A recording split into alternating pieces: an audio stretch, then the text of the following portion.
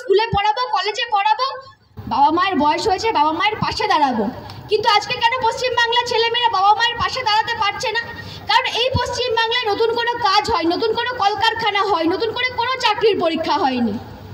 আমরা বলছি পশ্চিমবাংলার বাবা মায়েরা, যারা যারা আমাদের কথা শুনছেন, তৃণমূল হোক, বিজেপি হোক, সিপিএম হোক, কংগ্রেস হোক, যেই দল করুন, পশ্চিমবাংলার যারা অভিভাবক তারা ছেলেমেয়েদেরকে পড়াশুনো করিয়েছেন, নিজে কম খেয়েছেন, কম পড়েছেন, কষ্টে থেকেছেন, কিন্তু ছেলেমেয়েকে পড়াশুনো করিয়েছেন কেন? একটাই কথা মাথায় রেখে, যে আজ থেকে আরও কতকগুলো বছর বাদে আমার ছেলেটা, আমার মেয়েটা পড়াশুনো করবে, চাকরি পাবে, আমার পাশে দাঁড়াবে।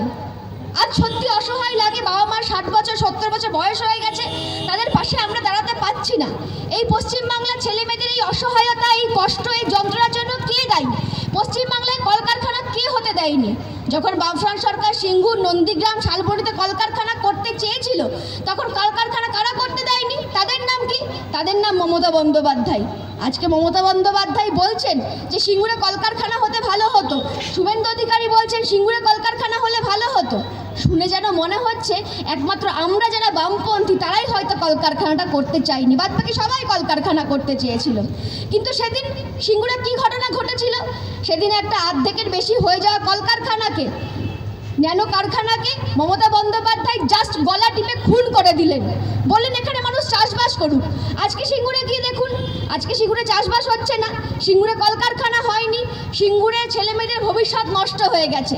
সেদিন গোটা নন্দীগ্রামের মানুষকে ভুল বুঝিয়েছিল, সেদিন গোটা নন্দীগ্রামের মানুষকে ভুল বুঝিয়েছিল, বলেছিল বুদ্ধদেব ভট্টাচার্য পুলিশ পাঠিয়েছে, 14 জন মানুষ মরল। আজকেও উনি বলছেন যে না, বুদ্ধদেব ভট্টাচার্য পুলিশ পাঠাননি নন্দীগ্রামে, নন্দীগ্রামে পুলিশ ঢুকেছিল বাপ বেটার জন্য। এই বাপ বেটাকে, এই বাপ বেটা তো শুভেন্দু অধিকারী আর শিশির অধিকারী, আর শুভেন্দু অধিকারী শিশির অধিকারীর ঘাড়ে দোষ দিয়ে আজকে মমতা বন্দ্যোপাধ্যায় পার পেতে চাইছেন। এত সহজ হবে না। যদি শুভেন্দু অধিকারী শিশির অধিকারীর জন্য পুলিশ ঢুকে থাকে, তাহলে শুভেন্দু অধিকারী শিশির অধিকারীর মাথায় সেদিন যার হাত ছিল, সেই মমতা বন্দ্যোপাধ্যায় সেদিনকার জননেত্রী, আজকের মুখ্যমন্ত্রী।